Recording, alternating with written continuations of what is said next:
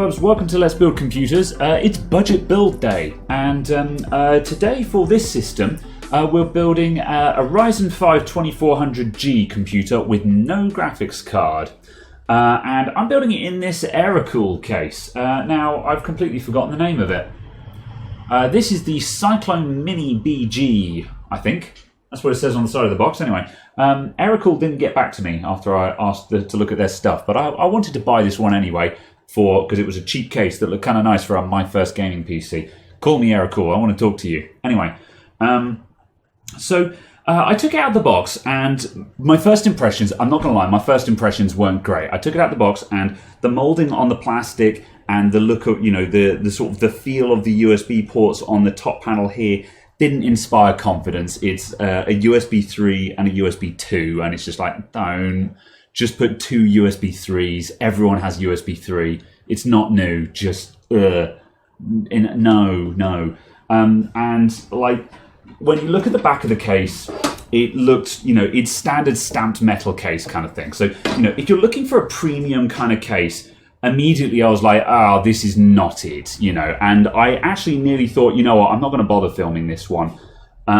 But then I took the side panel off. I've taken out two of the thumb screws already. And this is actually tempered glass. It's not plastic. And I was like, oh, I thought it was going to be plastic. Because this case was like £35, something like that. And it's got an actual glass side panel. So, okay. So I thought, you know, I looked on the inside and it looked kind of naff. But I thought, you know what, let's actually do this justice, because I'm building a rock bottom price gaming rig in this thing. So let's look at what you can actually build at a rock bottom price. So let's take off the aforementioned glass side panel. I don't know if it's tempered glass or just normal glass. Either way, it's some kind of glass, which is better than plastic, because even if it's not tempered, I don't know if they even do regular glass in this kind of style. But either way, a normal plastic thing would just scratch to hell if you give it a hard look. It's the big problem with low-cost budget gamer cases. The side panels will scratch if you give them a hard look. But because this is actually genuine tempered glass, that actually drastically improves how well this case will age. And that's actually drastically improved my opinion of it already. The inside, as you can see, is pretty naff stamped tin, you know, like this is kind of naff having just this flap here, like what's going on with that, you know, I don't know. And, you know, the inside is all kind of sort of, you know, how you're doing. But on the other hand, though, we have got lots of space down the back side because it's using the bulging style side panel. So as you can see, they've put a bulge in it to give you cable tidy space, which again is not ideal, but it's common on budget cases, so I'm not going to bust them over that.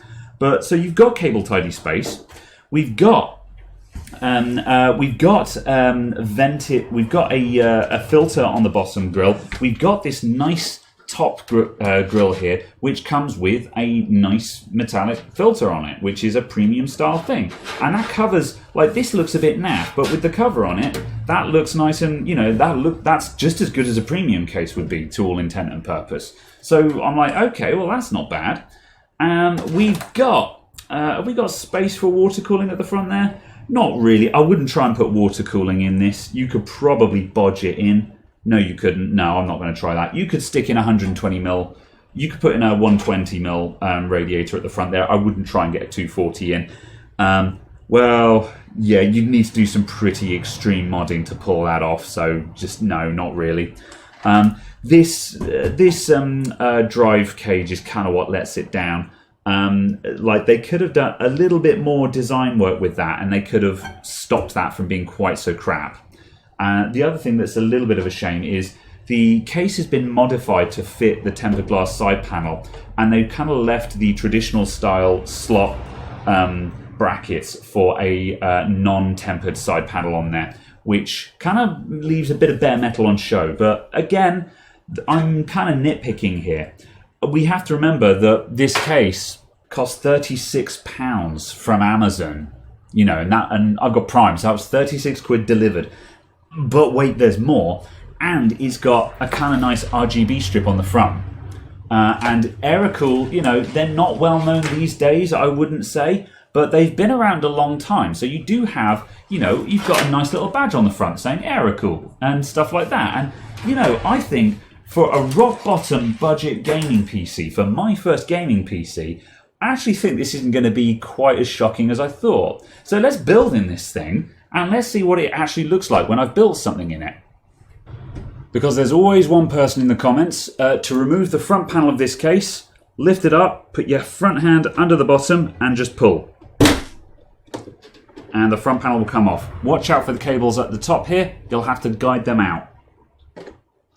And then to put it back on again, just line it all up and just give it a couple of bashes with your fist. Dunzo. Okay, in goes the I/O panel. Right, so we're putting in an X370M DS3H motherboard here. So this is a really good value motherboard from Gigabyte. There's not much available in the low-end X370 department. And this motherboard actually offers really good value, really good bang for buck. The nearest other equivalents, when you look around them, just don't look as nice as this motherboard does. They don't have any VRM cooling or anything like that. And so this one actually looks really good for the price point. And you know, you've got your HDMI out, you've got 8 USB 3s at the back as well. It's pretty good, all things considered.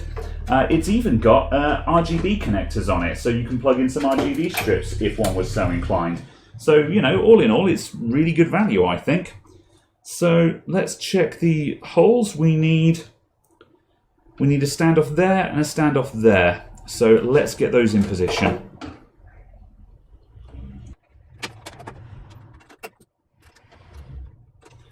Right, that's that one done. Now the other standoff, we're not going to find a hole for that, but that's not entirely unsurprising because the vast majority of micro ATX boards generally don't have one hanging out here. So I'm not surprised we're missing that hole. That's okay, we've just got to be a little bit careful when plugging in the ATX connector.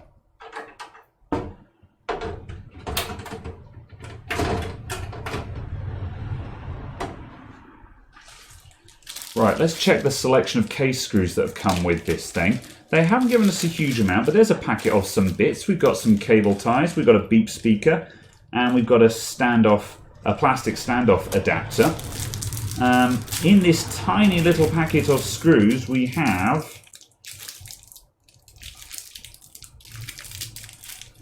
this is going to burst open everywhere in a minute. I can sense it coming. I'm going to cut the packet.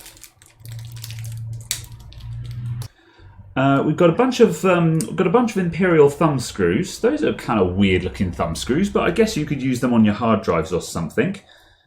We've got a couple of extra standoffs, and then we've got a small selection of Imperial and metric screws. So that's M3 and just the Imperial coarse thread screws. So let's just check what these standoffs are. Yep, standoffs are metric M3, so I'm going to pick out 6 of those, and we'll get our motherboard screwed in.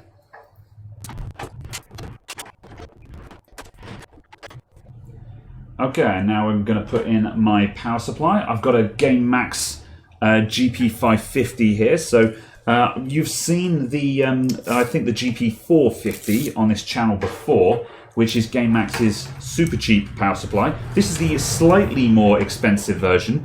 It's 550 rated, 456 on the 12 volt rail. So cheap power supply, the 12 volt rail doesn't meet the label spec. However, 456 watts on the 12 volt rail, that's completely fine. That's totally fine. And we've got 8-pin CPU and graphics connectors on it. So this is going to give us the overheads that we need for this computer.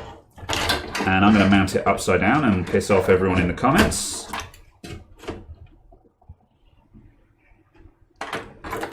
Oh dear. That power supply clearance isn't very good. This is not... I mean, this is a slightly large power supply. That's a 140mm fan on there, I believe. Let's just check that. Yeah, so 140mm fan on this. So, you know, the power supply is only about 150mm long, maybe. And we've actually got some serious problems with cable clearance there. So that's not ideal. It's going to fit in, but you know, that's a it's going to fit in, but that's a slight issue there. Okay, so let's just work this around.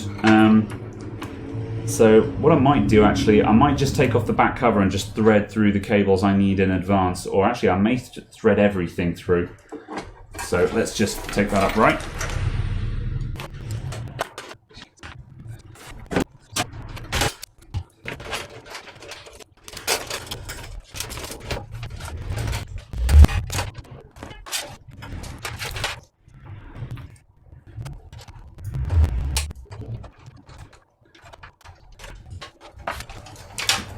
Okay, that's how power supply fitted. So that didn't go in with too much hassle. I say too much hassle, like in terms of how it looks like it was going to go. So now what we'll do is we'll just sort out some of these cables and we'll arrange those and just see where we're going to dump our spares. And I think what we'll do is all the excess we can dump in the hard drive bay, because we've only got an SSD going into this computer. There's no hard drive going in it yet. And if we were going to add a hard drive later on, we can put one drive in there and still bury our spare cables underneath it. So we don't need to worry about having any cable dump space inside the case. It should have that cable dump space, but it's not the end of the world that it doesn't. That's not a showstopper.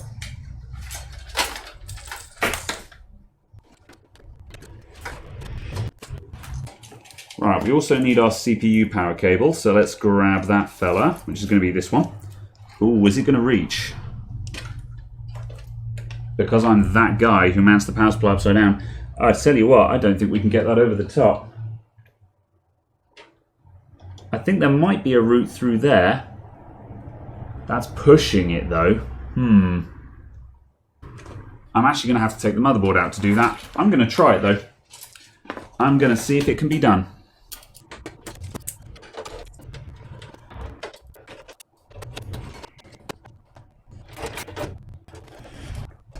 So we're just going to feed these through in two pieces and then recombine them on the other side. Is this going to work? I don't think that's going to reach. I might have to go to the very top corner. So we're going a little bit sketchy here just to see if this will actually work or not. And sometimes I do stuff like this and I think, this doesn't look very good on camera, but that sometimes you have to just try something and see if it works. There's only one way to find out. And if it doesn't work, then I'll know next time that this doesn't work. The important thing is that you've got to actually experiment to find out what does and does not work sometimes. And I'm 99% certain that this is not going to work at the moment. I'm having a lot of trouble getting this thing plugged in and the motherboard isn't even in its final position yet. Right, so it's plugged in. Now can I align the motherboard? This isn't going to happen. I don't like the look of this at all. Can I get myself some additional slack?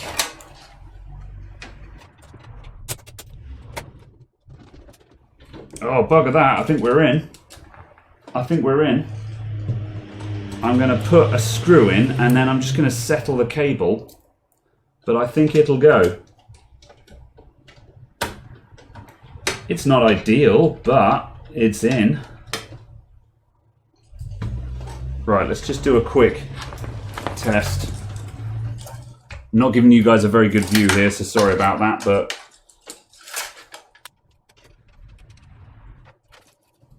yeah, that is in. I'm content. And I'm going to tuck the other cables into there. And then we're going to lay this down flat again, just so we can review. Okay, right, so we just got there in the end. That's a really tight fit. However, it's in, and as you can see, I can actually wobble that about. And the fact that I can wobble that about means that it's okay.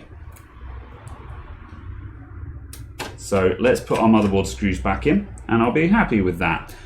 Cool, so bit of a tight fit, but that's okay. What I am going to do though, I'm just going to chop that, that little cable tie there, and that's just going to give me a little bit more extra slack. Just pop you off. There we go, and that just gives me another couple of mil. Yeah, there we go, that's done the job. Perfect. No problem. Okay, right. This rear fan hard point, this has got an 80mm fan in. It'll take a 92mm fan, but I don't have one to hand. I'm going to leave the 80mm in there and we'll see how it does. I'm not going to have it connected to a Molex connector though. That's really naff. I'm just going to trim that off straight away.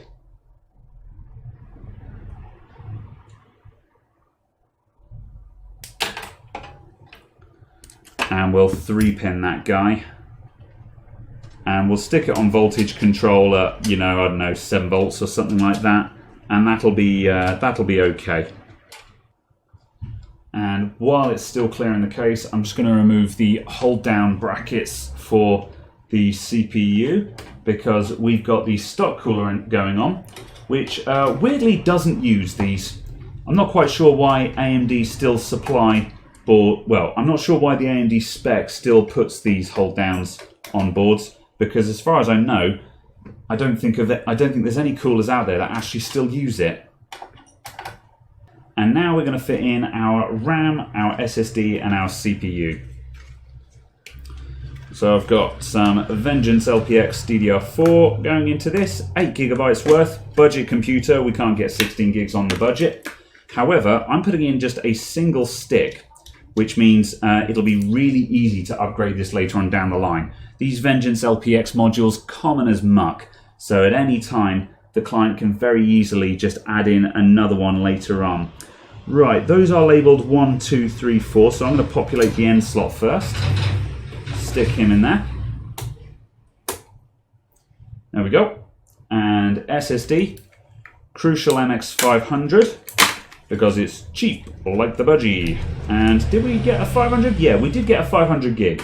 So that means, now obviously for a budget computer, you'd be thinking, oh, why not a 256 gig for a budget computer? However, if you're trying to install games, 250 gigabytes is going to disappear in a flash. And I figured it was much better value to stick a 500 gigabyte SSD in there from the start, rather than a 250 gig SSD and a terabyte hard drive, which is the normal combination. So we've got a 500 gig SSD going in there, and that means that he's not going to have to change that in the future. So we're trying to stick in good stuff that's difficult to upgrade, and we're going to cheap out on the stuff that's very easy to upgrade, like the RAM. Then powering this thing, we've got a R5 2400G. So obviously the G denotes that this is a graphics version. It's got the onboard Vega graphics. Now this is the bit that I'm particularly interested in, because word on the wire is that, how does that go in? I'm sure I got that lined up. How about that way around? There we go. Now, word on the wire is that the 2400G will go toe-to-toe with a GTX 960. Or, you know, well, not toe-to-toe, but it's close to in performance. It's in the same kind of ballpark.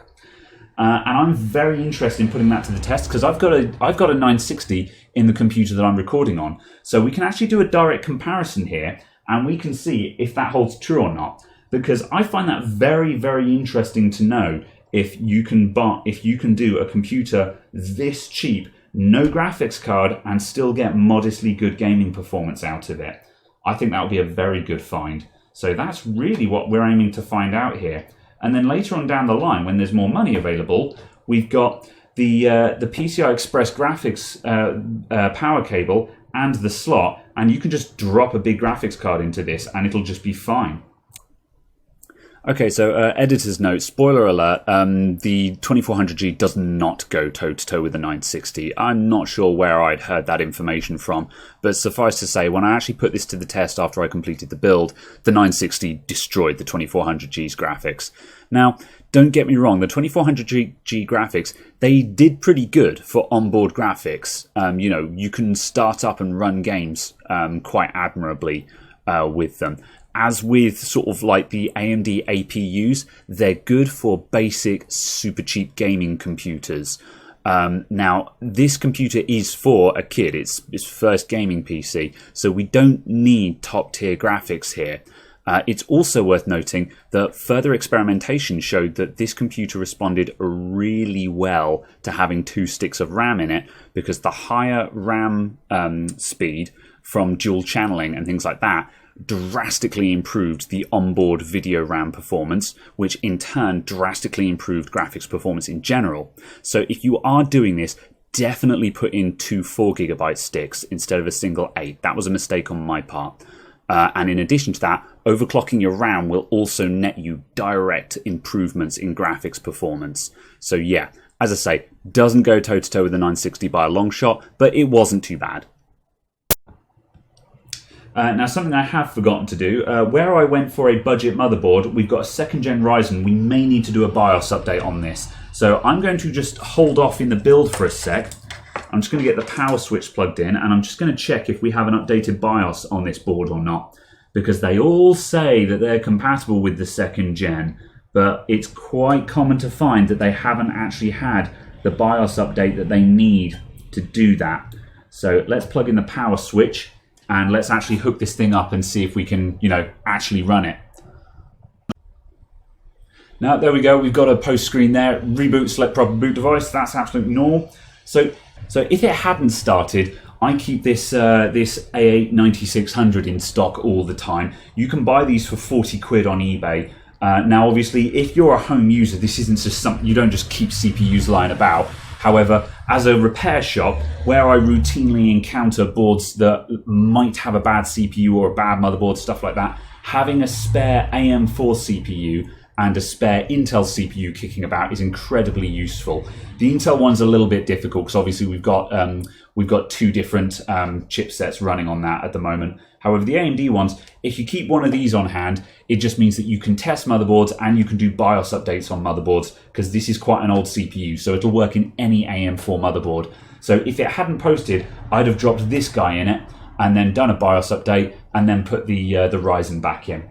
So good, that's working. So in that case, I'm going to take my temporary CPU cooler off the top and we'll put the actual proper stock cooler on.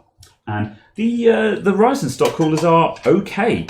The heatsink is pretty naff on these things, but they've got nice big fans on them that are fairly quiet, all things considered. It's significantly better than the old AMD FX coolers, so which had, they had heat pipes in them and stuff like that, but the fans on them were horrendous. So let's just drop you on top and we'll get that guy screwed down.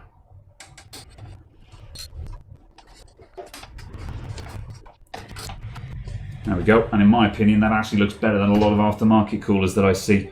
Let's just tuck that cable out of the way.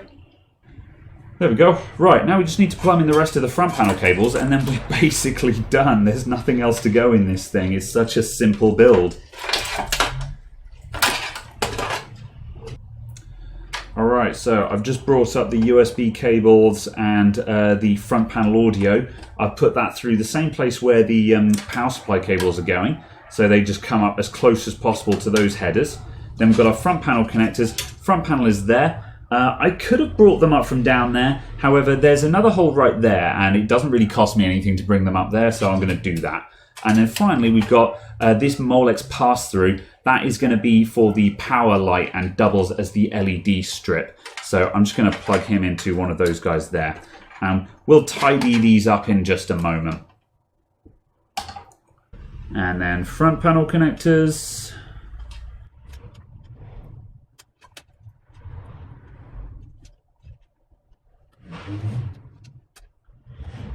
And interestingly, this does actually have a separate power LED as well as the LED strip, which is kind of nice because it means that you can use the power LED for sleep status and things like that. So obviously the problem with using an LED strip like this as your power light is it can't indicate sleep and that kind of thing. So whereas the power LED can actually show you power states, just in case you actually use sleep on your computer, which is an entirely reasonable thing to do. No one sleeps their PC these days, but yeah, you can. It's allowed. Okay, right. So these USB cables, I'm kind of just going to let them flop. Those will just sit in the cable void. The front panel connectors, because these are a bit noodly and they'll keep trying to come out on their own, I'm just going to pull those tight there, and then I'm going to cable tie them somewhere. And I'm going to cable tie them. There, I think. So let's grab one of the zip ties that came with the case.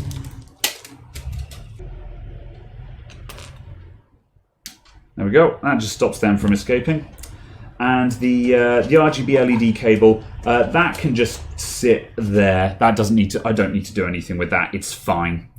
Right, now I'm going to pull back all of these slots with that attached, and I'm just going to bundle that together nicely, and I'm going to grab the GameMax Velcro strip here, and we're just going to Velcro tie those together. It's kind of tricky to make these look to make a bundle of cables like this look really nice, but just, you know, wrapping it in a cable wrap like this, it just makes it look better than having it just flail out in all directions. It looks like I've tried to do something with it, basically. And then what I might do as well, I'm going to move that pass-through connector to this one at the back, just so you can't see it floating around at the front there.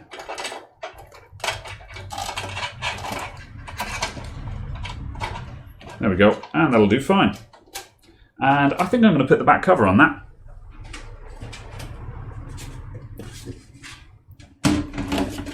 Check that it all fits.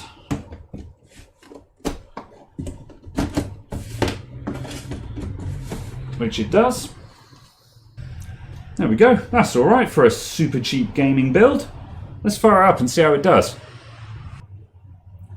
Okay, and that's our build done. So let's talk about it. So let's start with the budget. So as I mentioned from the start, this was a budget gaming PC. This is a case of, you know, young lad comes in with his parents, wants to buy a gaming PC. You tell them that a high-end gaming PC costs, you know, £1,000, £1,200, and their faces drop.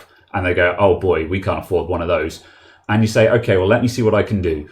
And so we went in with a budget of £400 on this thing. The actual build cost, you can do it for slightly less than that with this exact specification. So we went in with the rock bottom budget, pretty much as low as I've ever gone for a quote unquote gaming computer.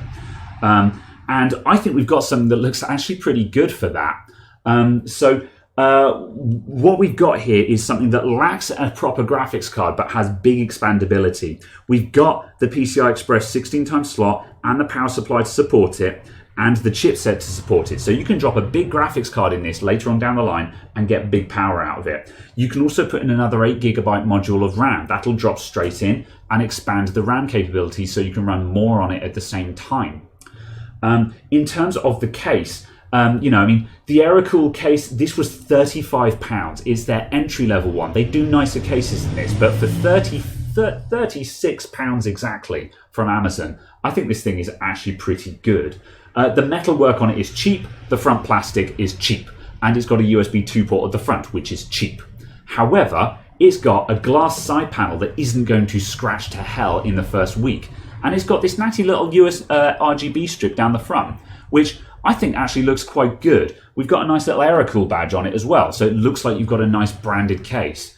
And if you press the reset button, it actually cycles the RGB strip through various modes. It's got a couple of different RGB profiles. It can phase through colors. You can also do the chasing strip. And somewhere in here, there's flat colors. There you go, red, green, blue, white, yellow, cyan or whatever. You get the idea. And it cycles through. So, you know, you've got something that's fairly neat. And for a young lad who's just got his first gaming PC, I think he's going to be thrilled to bits with this. He's going to have something that looks like a really fancy computer at almost a quarter of the price, you know. Well, not a quarter of the price, a third of the price, you know. So I'm actually quite happy with this. I was a bit concerned that this was going to be a naff build when I started it a couple of hours ago. But actually, I think this is all right. If you give a job its value and you look at an absolute rock bottom budget build, that looks half decent, I think.